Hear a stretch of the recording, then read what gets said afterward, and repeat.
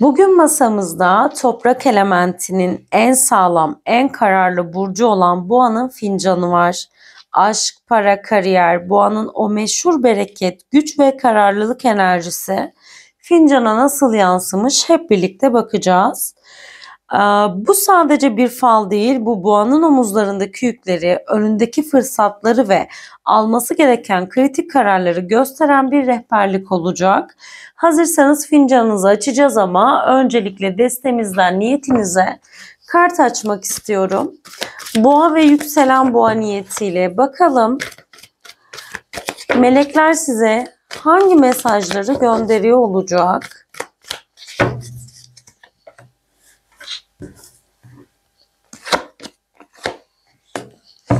Evet sevgili boğa, destemden niyetine gelen kartlar güç hayvanı ve sakral çakra kartı oluyor.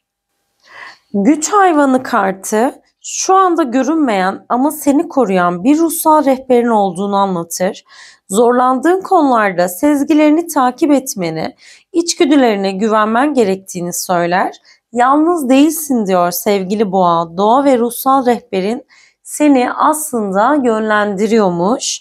Sakral çakra ise duygusal hassasiyetini vurgular.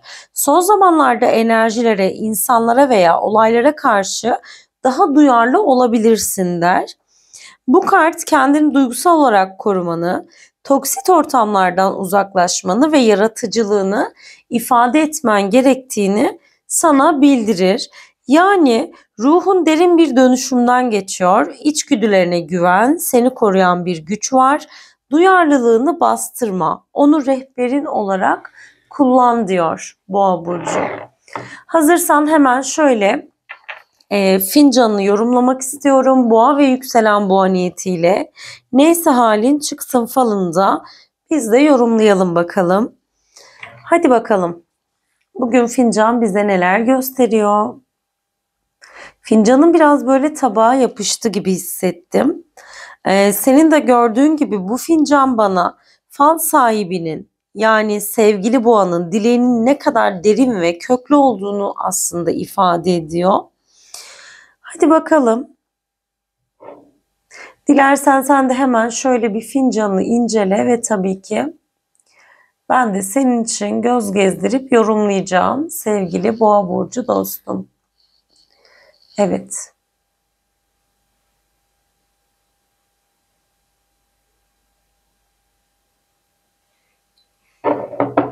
Hadi birlikte bakalım. Sevgili boğalar, fincanın genel görünümü oldukça çarpıcı. Bakın sizler de görebilirsiniz hemen buradan.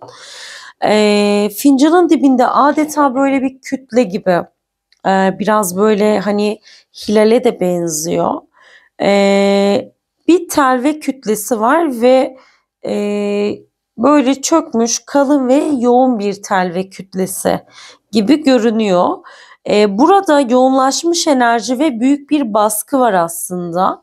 Bu koyun, bu kadar koyu, bu kadar kalın telve kütlesi sizin üzerinizdeki maddi birikimle, köklerle ya da çok güçlü bir sorumlulukla ilgili olabilir.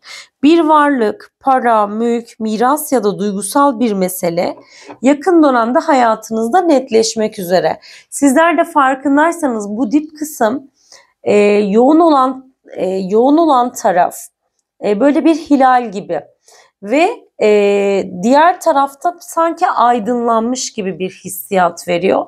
Bu ne demek? İşte parayla alakalı beklenen bir haber varsa, özellikle böyle devlet kapısından mahkemelik ya da bir başvuru sonucu gelecek olan bir para vesaire varsa bunun size geleceğinden bahsediyor. Maddi bir güçlenmenin sembolü aslında. Özellikle bu kütlenin fincanınızın dibinde olması bu konunun hanenizle veya yakın çevrenizle alakalı olabileceğinden sizlere bahsedebilir.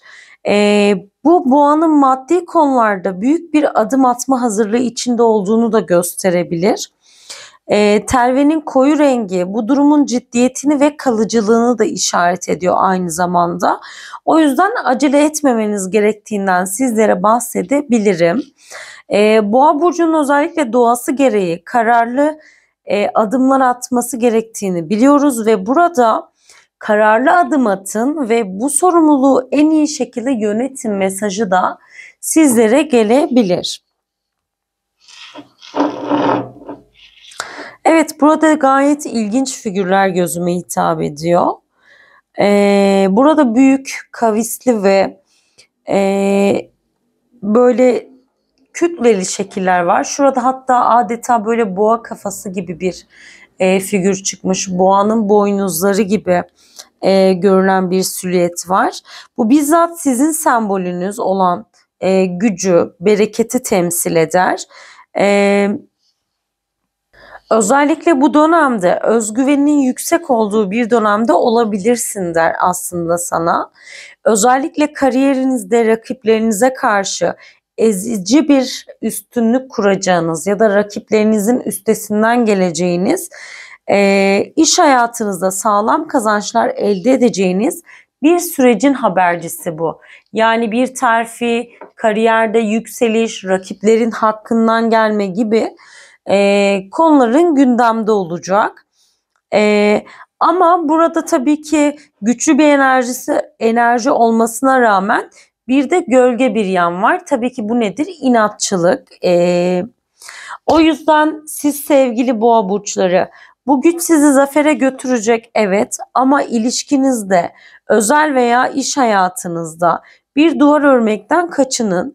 Telvedeki o kalın kavisler esnek olmanız gerektiği konusunda aslında sizleri uyarıyor.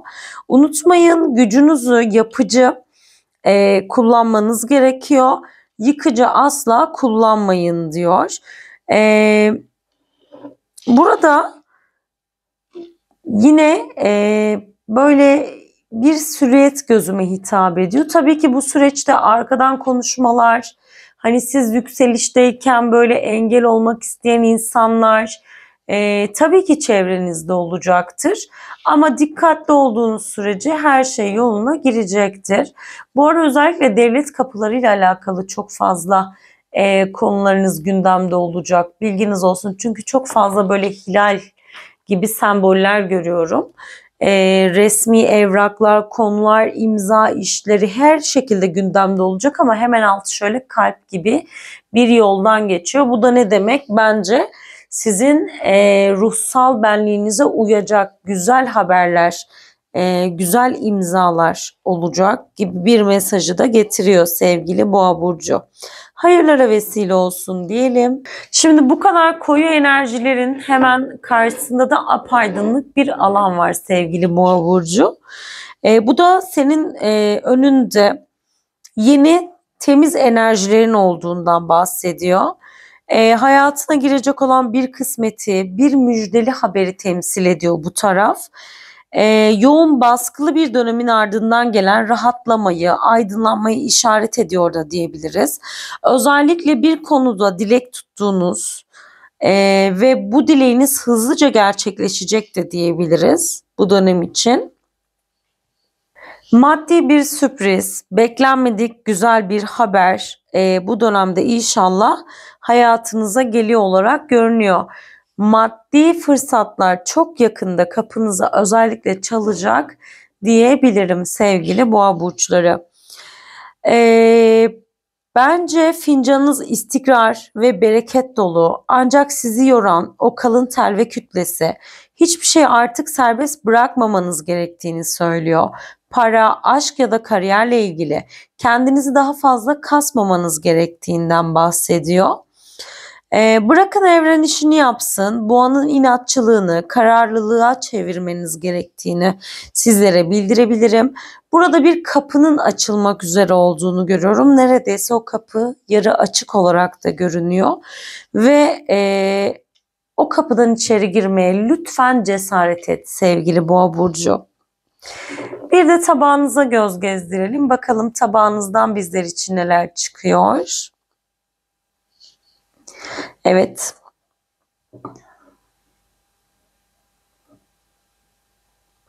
Tabağınızda genel anlamda aydınlanma enerjisinde olarak burada yansıdı. Yine burada da yeni bir kapının açılacağından sizlere bahsedebilirim. Şurası sanki bir fil görüntüsü oluşturuyor. Yani evet, hani tamamen değil ama burada bakın sanki böyle bir fil hortumu gibi bir geçiş var. Şöyle baktığınız zaman irice bir fil. Bu da ne demek sevgili boğa? Tabağın da aslında fincanınla bağdaşıyor. Yani iş hayatında yeni gelişmeler olacak. Özellikle işi olmayan bir boğa burcuysan iş fırsatları önüne çıkacaktır. Halihazırda bir işin varsa da iş hayatında kademe atlamaya ya da iyi bir iş teklifinin alınmasına da yorumlanabilir. Fil zaten şans ve berekettir. Bu kadar iri olması da büyük bir bereketin sana geldiğinden bahseder. Hane içi biraz evet alev, yani burada yine böyle alev figürleri falan var. Bir hareketlilik olmuş, kötü bir dönemden geçmişsin. Çok fazla kendini bastırmak, sessiz kalmak zorunda kalmışsın. Belki de son zamanlarda hanenin bütün maddi yükü senin omuzlarına yıkıldı ve kendini çok ağır hissettin.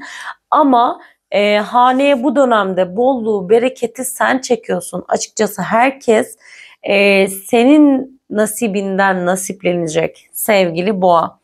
Evet, hayırlara vesile olsun diyelim. Hemen o zaman ek olarak sizler için şöyle yakın gelecekle alakalı da 3 kart açalım destemizden ve akabinde vedalaşmanın vaktinin geldiğini bildirelim.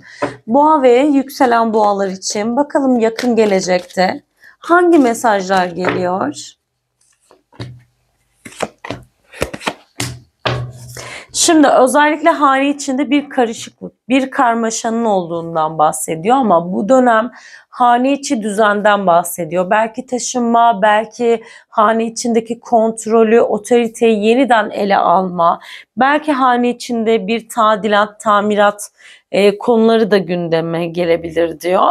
Ya da haneden ayrılan birilerini, uzaklaşan birilerini aynı çatı altında toparlama isteğinden de bahsediyor. Daha bilgi dolu, daha olgun, daha duyarlı bir zaman geçireceğinizi de burada sizlere bildiriyor kartlarınız. Evet, umarım bu yorumum sizlere ışık olmuştur sevgili boğalar. Eğer bir nebze kendinizden bir şey hissettiyseniz bu falın size gelmesinin bir sebebi var diyebiliriz. Bana destek olmak ve bu videoda enerjiyi aktif etmek için abone olmayı ve videomu beğenmeyi unutmayın. Yorumlarda fincanınızdan size yansıyan en baskın sembolü yazarak bu bereket enerjisine de ortak olmanızı rica edeceğim. Bir sonraki videoda görüşmek dileğiyle. Hoşça kalın, sevgiyle kalın.